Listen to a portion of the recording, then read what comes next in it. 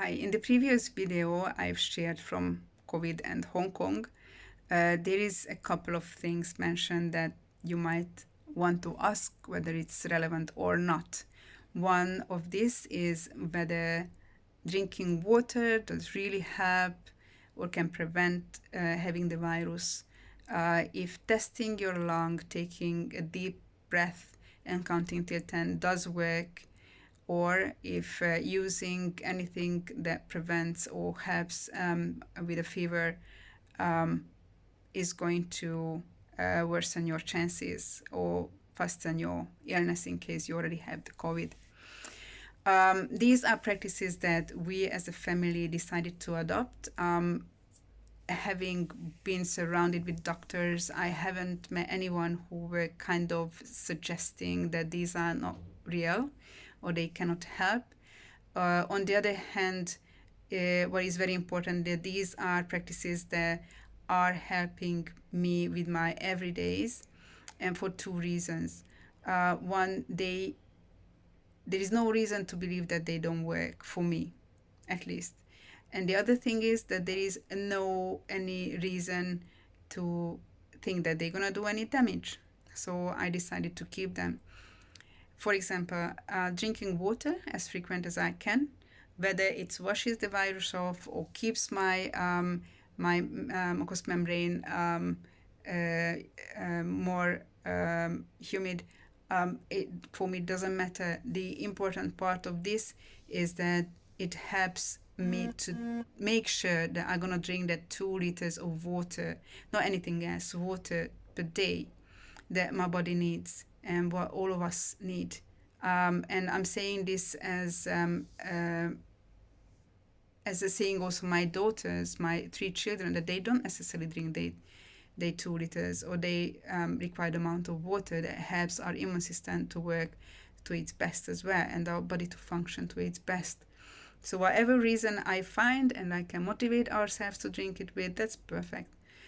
On the other hand, having my lung test per day, I'm the one definitely who does it every day. And for me, the reason is very simple because I'm the only one who right now for a couple of weeks now is leaving the flat whenever there is anything to be sorted, whenever there is anything to be done outside of the flat. This is how I can keep my family safe, and this is what we agreed we're gonna do. So I'm the one who is most likely to have anything in case I wasn't careful enough, let's say. And for me, that's just a good feeling for having, peace of mind that if I test my lung with this deep breath, counting till 10 per day, then I will notice. Probably since I used to be a smoker, since I had lung issues before, probably it's not easy to do. Probably it is not necessarily a comfortable 10 seconds for me, but I know that if I'm doing it every day, then one day I'm gonna probably feel something different.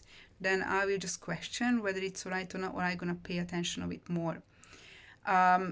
So it's really up to you what you want to adopt from these. The other thing about using anything in case you have fever,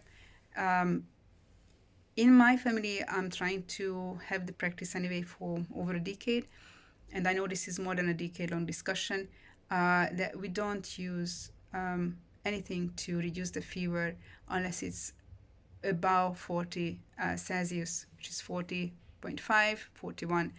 But after that, yes, definitely. And why? Because there is this discussion going on for really, really long that whether we are using these medications for handling the symptom, or we are using this medication, or we are rather, instead of trying to find a solution for the symptom and make the patient feel good, then it's about getting the root cause of what is causing it. So this is a discussion going in medical fields for long, in viral, bacterial infections and fever caused by any of these, whether that's the right thing to do, and what is the function of the fever. Fever is supposed to fight infections. I'm gonna attach a link to this video so you can just check it out.